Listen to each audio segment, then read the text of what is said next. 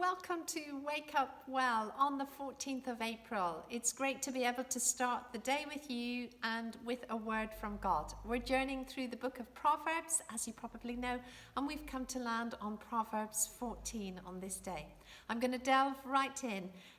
Proverbs is all about a life of wisdom, what wisdom from heaven looks like. And there are two keys for us in Proverbs 14 I'd love to highlight to you today. The first one starts in verse 1. Every wise woman encourages and builds up her family. It's a great word for the women today.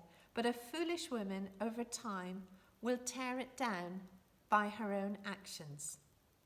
Really, this word is speaking far more than just what it means to be a wife or what it means to be a mother or a head of a household. It's what it means to live a life of honor. A wise woman chooses the path of honoring others.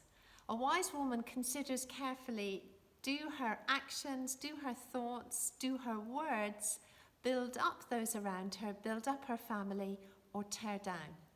So often we can lose our tempers or have the wrong thoughts or take the wrong actions and then realize that we've just been so counterproductive to what we actually wanted to achieve that day or in that circumstance or in those relationships.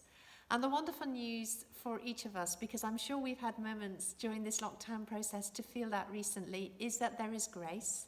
There is a new day. Today is the start of a new day and for doing things in a different way. And I've just found it incredibly helpful in my life to remember at key times in my life, Marjorie, choose honor. Choose to honor those around you. Choose to see the best in your children. They're not perfect. They won't be perfect. Today doesn't need to be a perfect day. That's probably in my head and not in theirs. Choose to love and honor them. Choose to see the best in my husband. See all the great qualities about him, the strengths, not the weaknesses. And choose to honor him with your words, both to him and in front of others. It is a choice how we start this day. And the other key thing for us in this particular proverb is about worship. Honor and worship are just such key truths to us. In verse 2 we read this: lovers of truth follow the right path because of their wonderment and worship of God. And further on, at the end of this particular proverb, we read this in verse 26. Confidence and strength flood the hearts of the lovers of God who live in awe of him, and their devotion provides their children with a place of shelter and security.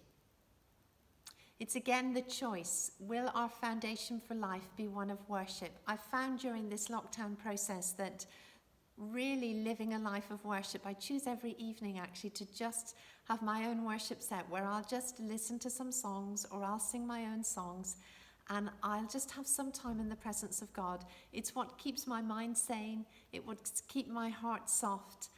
It will often flow into prayer for others, and it is truly life to me to begin, to just go through a hard process and begin a day with worship to God.